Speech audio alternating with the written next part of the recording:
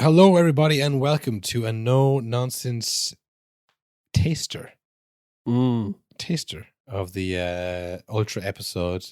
We haven't talked in a while, so we're covering a lot of games, from Lukaku's unlucky life, I guess, unlucky life as a professional striker, to England's drab, shapeless, rudderless, leaderless performance against Denmark. Yeah, they've a player-sized hole in the middle of the squad, and you'll never believe who it is. Yeah, it's not the one you think. Or the other one. So yeah, look, we'll give you a little bit of a few examples of our just really good episode we just did. Right here, listen to this. Schneider! Oh, he's made it four!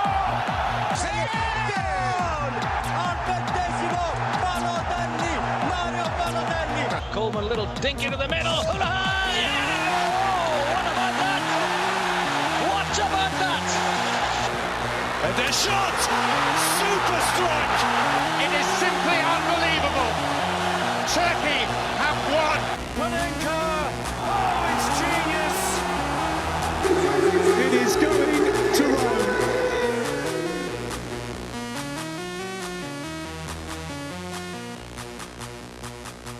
Welcome, Ultras, to a no-nonsense podcast. Euros edition, if in case you didn't know. We're still doing the Euros. In case you thought it was over, it's not. There's more than one group game. Yeah, we are straddling the end of the first round and start of the next round of games. It's starting to shake out a little bit. A few teams are qualified. A few teams have confirmed themselves as posers, shapers, phonies, frauds even. Where else to start than Belgium? I mean, they've gone from like every dark horse from like, say, 2014 onwards to now everyone's flopped the tournament. And again, they crossed a point where they went from, are they even dark horse anymore? They're just a good team. So now it's like, can they really be flops if we all expect them to fail miserably? And they do. It's not a flop, Surely the worst way your team could be going into any tournament is where, like you said, people are putting down, like everyone is going to say they're going to flop, to the point where everyone is like, obviously, pick someone else. That's too easy. Yeah, it's just funny because they're not like a team that doesn't qualify. They qualify almost all the time, I'm pretty sure. And they have good players. Some of the best players in the world. So I guess technically it's a flop. If you look at their transfer marked net value, it's like, yeah, that team should do better, and they won't. But it's a strange one. I mean, obviously Lukaku had a classic hands-on-head Lukaku meme performance.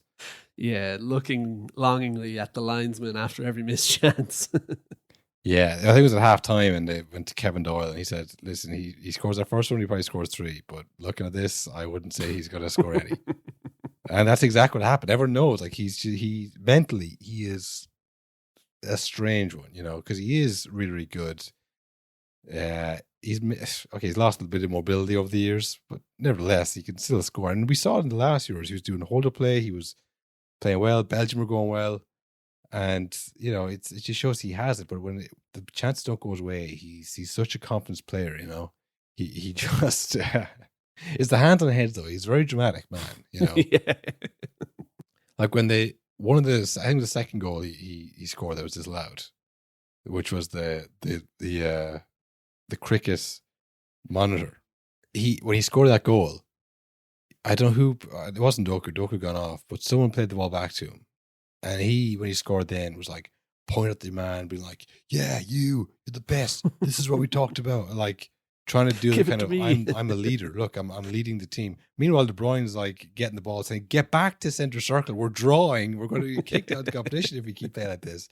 He's too focused on what the camera sees. And I've got to show that I'm leading this. I'm not giving up, But De Bruyne's actually not giving up. He's like, get the ball back to center circle. Stop fucking showing off for the cameras, So, yeah, look, you have to have some sympathy for the man, but he does stuff like that, and you go, he knows what he's doing.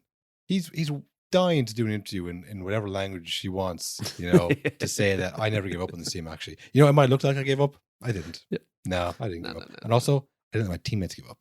I made sure they didn't give up too. Very important as a leader, which I am. You know, I don't like the man. And I think we've said it. We're the presidents of the haters club. I swear to God. And this is the thing. It's like when I see that, when I see him have a disaster class like that, there's nothing I'm like, yes, I was right. I'm like, you fucking idiot. You fucking, what the hell are you doing now? You know, it makes me angry. I don't feel happy. I'm not a hater in the sense that I'm enjoying seeing your face. I'm like, big talented idiot. What are you doing? It's because like, if you only just thought, you better get your head screwed on right, Romelu. You know, it's it's anger. It's not happiness. So that's just like the level of here I am. Of the Lukaku disaster classes we've seen over the last years, there's been a few big ones. This one was probably the harshest because I mean he was unlucky to have both of the goals ruled out, but it was the 4 other missed chances. Everyone's talking about like, it's unlucky. Like, you know, what can he do? It's like, well, he could score one of those others where he was directly in front of the goal. Yeah. Because, I mean, okay, he was unlucky. I mean, the one where it brushed off your man's hand, and then the graph that I'd never seen before comes up. It's like, yeah, it looks like a touch. It's like, where did they implement that technology in there? That was never announced or talked about. All of a sudden, it's like, oh yeah, the ball monitor. It recognized it was someone's hand, I think. Yeah, what motion did they...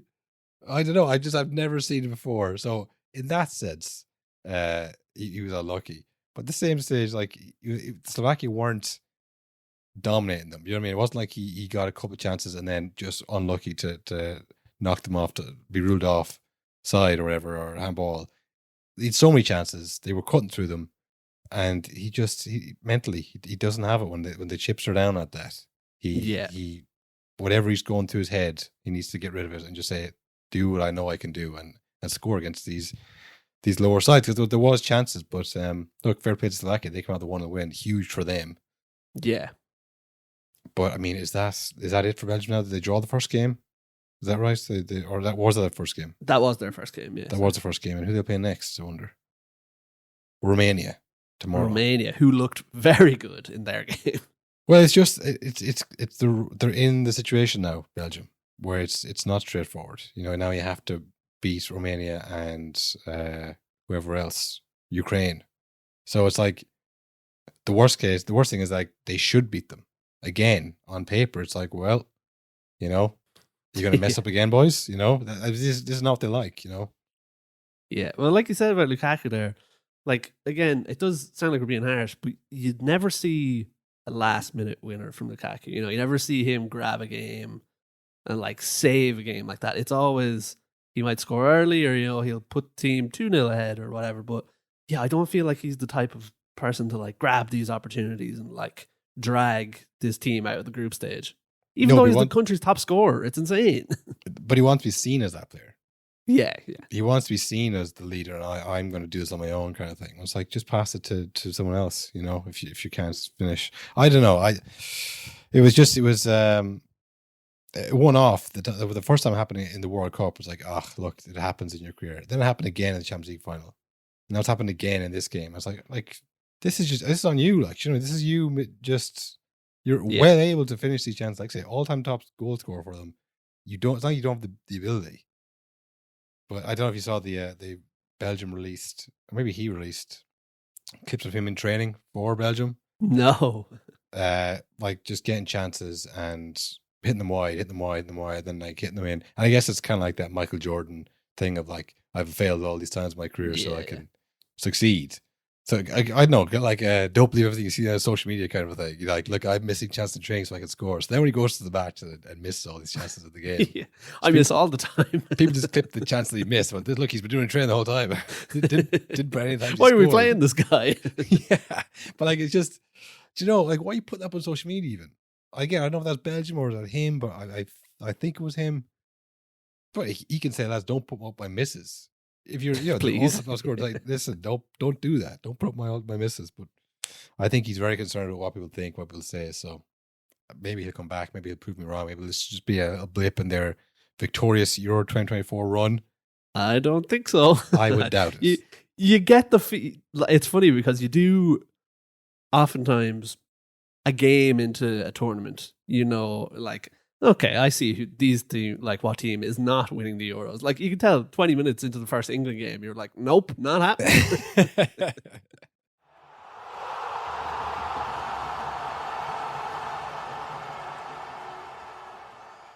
I mean, look, it's our boys, Turkey. Wow. I mean, we had given up hope. We couldn't believe they even qualified for this tournament. Never mind, people call them dark horses, but what a performance by the Turks. Unbelievable. That was an amazing game as well. It was, again, it's been the story of this Euros is that like the tiki-taka and all of the system football is just out the window, and it's just having a go at each other, and then whoever can score the most goals from outside the box wins. And this time it was Turkey with 2. Oh man, Arda Guler. Oh my God, this guy. It's funny because they're in Dortmund, the Dortmund Stadium, and this is debut at the Euros, debut game at the Euros. He scores the winner essentially. He got to make it 2-1. Yeah, and I was like, wow, this is the kind of player he would play for Dortmund. And then you find out, oh no, he's beyond that. He's on the books at Real Madrid apparently. Yeah. He's waiting in the wings. He's the Mbappe replacement. How have they done this under everyone's nose? They're unbelievable. You know? We're all focused on Man City. Look what Real Madrid were doing. Yeah, it was amazing. I don't know if you heard the clip of the Turkish commentary when he scored. Oh, should we play it? We'll play the clip here. Topu kazandırdı Kaan Arda kaleye baktı. Arda! Arda!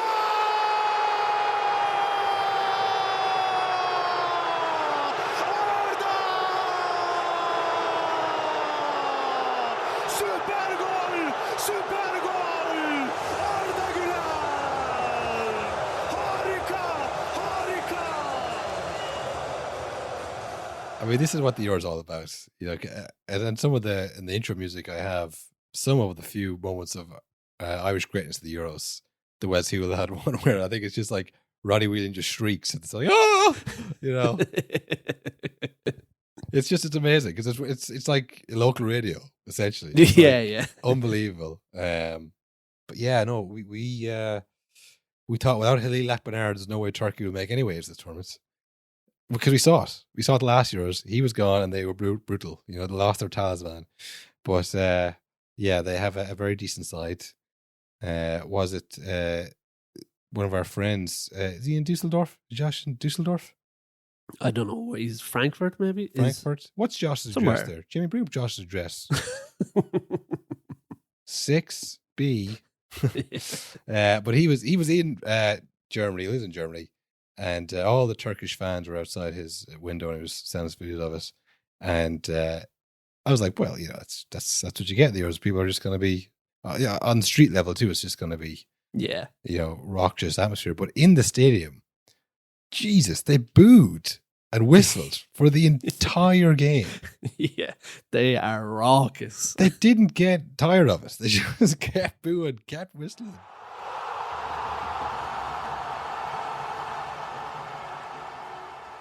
England playing Denmark. Are you surprised, Will? No, not in the slightest. Yeah, neither am I. Actually, no, that's not true. I am surprised in some elements. The fact that he played the same team again. Yeah. Oh, yeah. Sorry, I wouldn't say surprised. Shocked, maybe. Not surprised at the result, but how they got there is a bit surprising. You know. Yeah. I thought the last day there was clear imbalances and it wasn't great, and a lot of people lessons learned saying, you know, some players aren't getting into it or whatever. You thought, okay, well, this is what you do. You play the first game, you win it. Now you can reassess with the safety of having 3 points, job done, you know. Same team again. Trent midfield. The last episode was Trent tried, tested, and failed. What was that about? Like, not in Gareth Southgate's view. He said, let's try one more time against a better opposition, see what happens. Which, you know, it's fine. He's played midfield before and he's obviously very talented, but it was the quotes after the game that got people talking. No, it is an experiment, and we know that we don't have a natural replacement for a Kalvin Phillips, but we're trying some different things, and at the moment we're not flowing as we'd like, that's for sure. This is like one of those 11 Labs deepfakes of Gareth Southgate. I honestly thought it was, because at first I saw you know graphics you see on Twitter where it's like just the picture and then the quote under it, and people always use it as memes and replies. I saw one of them, and was like, that's fake. And I saw the video, I said, what? Yeah. The videos when they do the deep, I know it's called deep fakes, whatever, not exactly what the official name is called, the technical name is called, but when they use AI to use the voice and move the face and say something completely different, say outrageous things. because the world is so malleable now, they usually start off with an outrageous thing. Yeah. Just to let people know this is satire, this is a joke. Don't use this on an official broadcast and have me banned from X. So they'll say, yeah, it was a fucking disgrace, but then Gareth Southgate's voice will go, whoa, but like, yeah, they'll say something like, yeah, we just missed Kalvin Phillips out there. I wish Maguire was there. I love him, or something like that. That's like Kalvin Phillips. Like, let it go, man. He just had an absolutely shocking season on loan at West Ham. You have other players in the team who play his exact role. What do you mean we're missing a player who does what Kalvin Phillips does? No, you're not. You've like 4 of them. But like, that's the thing, is like at his best for Leeds. And he was good. I'm not saying he wasn't a good player, but you're not. He was good for England last time as well, last Euros. Yeah, he was good for them the last Euros.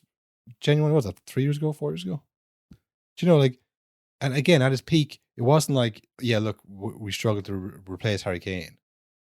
Do you know what I mean? It's not someone who's like, yeah, at their best, they were the best in the world. Like, Kalvin was never like, a Ballon d'Or nominee. Do you know what I mean? It wasn't in the top 10 ever. So, like, to say we can't replace him when you have likes of Phil Foden and Bellingham and Kane, who else? Palmer on the bench as well. And you're like, God, it's the Kalvin Phillips-sized hole in the team we're trying to fill here. I don't know don't know what to stuff with. Trent will never be Kalvin Phillips. Like, I know. Everyone knows that. He's not. But what you could do, if you're looking for someone to do that job, Jude Bellingham can definitely do that job with Kalvin Phillips. I think Jude Bellingham could do that job. I think Kobe Mainoo could do that job. Admittedly, it'd be a lot of pressure on a young lad, but like, you have the players, try them. Like, why are you like? Also, I think if you're in that England squad and you hear that interview after, you'd be like, what? Yeah. Pick him. Like, then. that would surely rot. Why'd you pick me then if you're still pining over Kalvin Phillips? If you're Conor Gallagher, do you know what I mean? You're like, what the hell is that about? Like, if you're thinking, right, I want to play Rice and Phillips, but I can't, but I also want to play someone behind Harry Kane. It's like, you have those players. You could play Bellingham beside Rice, and you could play Cole Palmer. You could play Foden there. You could play Gordon on the right. If that's what you want to play. So to say like I can't do it, all I can think of is Trent Alexander in the middle. It's like there's so many other different variations that you could make the team if you want to get like last year. John Stones there. Yeah, like last they had Phillips, Rice, and Mason Mount, and he can't, whatever the midfielders he's brought with him, he can't get a similar, output from the midfielders he has there for some reason, and one of them is the same. One of them is still Rice. You know what I mean? It's just like, it doesn't make any sense. And everyone's like, I saw it's the club rivalries now. Once they've decided England aren't going to win it, the club rivalries are coming out. And you mentioned that Kobe Mainoo. All the Man United boys are back. And like, I guess it's Mainoo's fault Rice is still playing shite. It's like how quick they are to turn on the England national team. Yeah. Again, it's like Rice is whatever. But it's maybe Trent Alexander-Arnold beside him doesn't really know how to play at that level in that position. But I did see people saying, I could be wrong, was it Nigeria that won the last African Cup of Nations? But remember, they sacked the team that won it sacked their manager in the group stage. Yes. Is that an option? Because I think they have the team. They could win this Euros if they just had, again, someone who just puts the players where they want to be on the pitch. Like, yeah, Mike Galvin has them. But I don't think they'd do that to him as well. No, I think they like the way that England's national team is being kind of perceived as something kind of good and stable and worthwhile. Yeah. So I think they'd rather go out the competition and reassess rather than sack the manager in the group stage. I think they're like, no, we don't go back to this. We were good. We were stable, I think that's what they're probably more concerned about. So I think he'll probably survive this tournament at the very least. Like I saw there, I just gave up my phone just before we started this, that Rob Page has been sacked due to not qualifying for the Euro 2024, the Wales manager. I think that was ages ago. You sack him when the tournament's on, no one will know. But like, this is the thing. It's like, no matter how you sack him, the headline will be sacked for being shite, you know? Yeah, and I'll get a push notification on my phone. Yes, but the Wales You can't manager, no sneak it less. through Like, what the hell am anymore. I seeing this, you know? Do you think I'm the same country as Wales, Eurosport? Is that what you think? But so like they're probably concerned with that whole like the image, but no matter what happens, once he steps away, it'll be everyone will know why. It's like because of the thing that happened. Yeah. Yeah, that's definitely It was part of Trent, wasn't it? And the not winning the Euros the previous time, that helped too, didn't it? Yeah. So he was sacked, really. Yeah, he was. Yeah. You know, see, you can't avoid it, but that's probably what they're thinking. So maybe it's like let's do a Chelsea 2012 and go all the way here after sacking the manager. But I don't see that happening. That's all you get, folks. That's all you get. That's enough. You know, I was looking up, Will, how to become an ultra of a club in real life. Oh, yeah? Is there like a sign-up sheet? You go to the ultra section and you start singing. Simple as that. Hell yeah. Simple as that. Obviously, you have to pay into the stadium. You got to pay the ticket in the stadium, of course. There's a fee. You can't just walk in. You got to pay the stadium fee, and then you come in and start singing. Basically the same thing. It's the same. Exactly. All you got to do is walk into the section and start listening. You know, so if you want to get involved with the other ultras for this Euros, that's all you got to do. $4.50 a month, not too bad. The link is in the description for this episode, every episode. Like I said, $4.50 a month. That'll give you the bonus episode every week.